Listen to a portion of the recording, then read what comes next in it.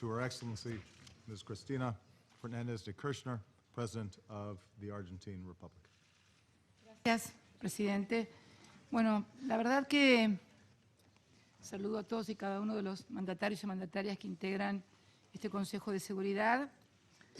Vengo con algunas certezas y con algunos interrogantes también a participar en esta reunión del Consejo, sin lugar a dudas para aprobar la resolución que hemos abordado, sin lugar a dudas también para condenar decidida y definitivamente al terrorismo.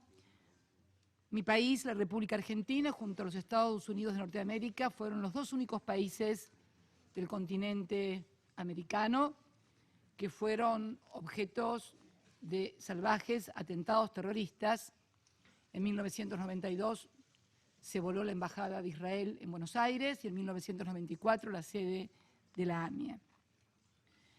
A partir de allí también tengo muchos interrogantes porque con todo esto que está sucediendo, este fenómeno que apareció ahora, el ISIS, algo desconocido el año pasado. Es como que desde 1994 que sucedió esto en la Argentina, en aquel momento en mi país y en el mundo se decía que Hezbollah había sido la responsable de la voladura de la AMIA. Hoy Hezbollah es un partido en el país del Líbano. Luego, en el año 2006, la justicia de mi país, a raíz de la creación de una unidad fiscal especial impulsada por el presidente Kirchner para investigar a fondo el atentado que se había producido, reitero, en 1994, hace 20 años, este año que se produjo el atentado, sin que todavía se hayan podido juzgar a los culpables, y a partir de esta investigación que realizó este fiscal, decidió el juez de la causa imputar a ciudadanos iraníes, 8 ciudadanos iraníes que viven en Teherán. A partir de allí, el presidente Kirchner primero, y quien les habla después, desde el año 2007 hasta el año 2012, pedimos en cada una de las asambleas que se celebraban aquí en Naciones Unidas la cooperación de la República Islámica de Irán para poder interrogar a estos acusados. Es más, ofrecimos alternativas como el caso Lockerbie, ofrecimos alternativas de un tercer país donde ser juzgados. Finalmente, en el año 2012, el canciller iraní nos propone una reunión bilateral y a partir de allí se formula en el año 2013 un memorándum de entendimiento para la cooperación judicial entre ambos países con el único objeto de que los ciudadanos iraníes pudieran prestar declaración ante el juez, porque en mi país no existe en el sistema judicial argentino la condena en ausencia. Deben ser interrogados, deben ser juzgados, hace a la vigencia de la Constitución y de los derechos fundamentales. A partir de la firma de ese convenio, tanto dentro de mi país, organizaciones de la comunidad que siempre nos habían acompañado en el reclamo de cooperación contra la República Islámica de Irán, nos acusaron de que estábamos acordando con los iraníes. Y realmente me surgió una duda de que si cuando se nos reclamaba que reclamáramos cooperación al Estado de Irán, se hacía con la intención realmente de lograr esa cooperación o de crear un casus belli.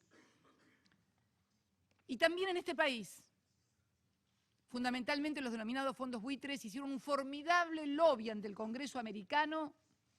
Esto puede registrarse en los sitios web de los fondos buitres de la Task Force, donde ponían fotos mías con Aman y Dejan, donde parecía ser, y así se lo denominaba al Estado terrorista islámico hasta el año pasado, era condenable hacer un memorándum de entendimiento de cooperación judicial. Con sorpresa realmente, pero no con disgusto, con sorpresa, pero no con disgusto, porque nada que sea diálogo puede ser malo. Nos enteramos que durante el fin de semana el jefe del Departamento de Estado de este país entrevistó con su par iraní en un conocido hotel de esta ciudad a fin de abordar el problema del ISIS. Ustedes saben que son sunitas y quienes gobiernan Irán son chiitas, para ver qué grado de cooperación o de avances en el programa nuclear se podía hacer. Y entonces observo como un discurso mucho más amigable y amistoso hasta quienes el año pasado se nos acusaba junto a nosotros o de haber hablado con ellos de ser terroristas. No me parece mal el diálogo y bienvenido sea. Creo que el diálogo siempre es bueno entre las naciones. Pero las preguntas que me hago es que desde aquel atentado de 1994, pasando por el atentado a las Torres Gemelas de Al-Qaeda, ideado y plasmado por Osama Bin Laden, que tampoco surgió como un hongo después de la lluvia. Osama Bin Laden fue entrenado junto a los talibanes para enfrentar a Rusia durante la Guerra Fría. Afganistán, ese extraño país, del que solamente salió vivo Alejandro Magno, como digo yo. Pero realmente la pregunta es, ahora también luego surgió la famosa primavera árabe, en la cual aparentemente todos eran luchadores de la libertad, freedom factor, y donde a partir de la primavera árabe iban a surgir nuevas democracias. Y resulta ser que muchos de los freedom fighters de la primavera árabe resultaron ser fundamentalistas que hoy recibieron entrenamiento militar en esos momentos y hoy están combatiendo en el ISIS y reclutando jóvenes. Les aclaro como nota de color que también he sido amenazada por el ISIS. En mi país se está investigando en la justicia una amenaza que sobre mi persona ha hecho el ISIS. Yo realmente no creo mucho que el ISIS se ocupe de la presidenta de la República Argentina. Sinceramente lo creo así. Los motivos por los cuales han dicho que me han amenazado, que van a atentar contra mi vida, es mi amistad con el Papa Francisco y el hecho de que reconozco y propugno la existencia de dos estados, el Estado de Palestina y el Estado de Israel, para que puedan convivir pacíficamente.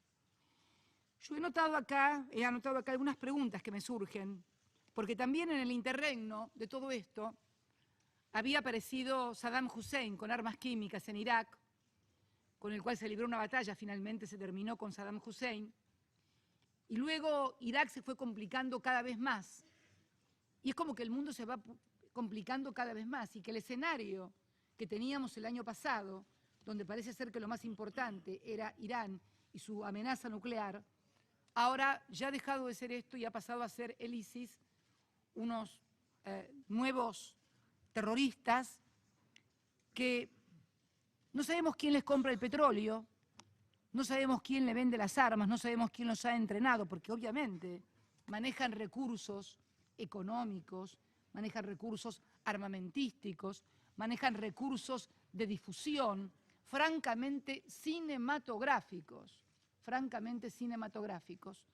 lo cual me lleva a plantear interrogantes acerca de qué es lo que está pasando y fundamentalmente de cómo hacemos para combatir eficazmente el terrorismo, porque evidentemente la respuesta militar, que obviamente hay que defenderse frente a la agresión, sin lugar a dudas, nadie lo pone en cuestión, está claro que la forma en que se ha venido combatiendo al terrorismo no es la adecuada, porque cada vez se complica más, cada vez son más grupos, cada vez son más violentos, cada vez cuentan con más poder.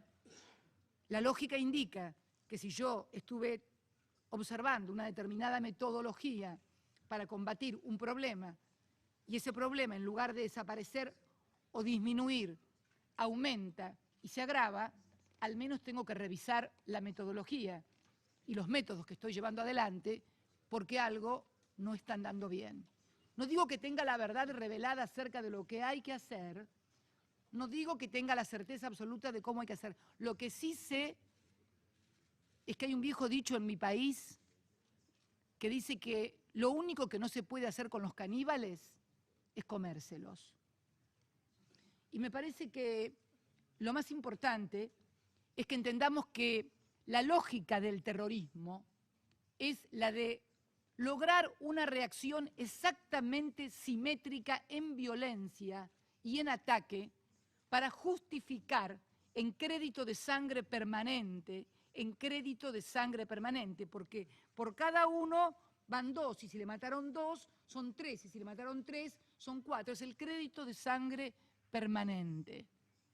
Y además, en un marco en el Medio Oriente donde se sigue sin reconocer al Estado de Palestina, donde hemos visto el uso desproporcionado de la fuerza contra población civil en Palestina y donde no hemos visto caer a ninguno de los líderes que tiraban cohetes para el otro lado.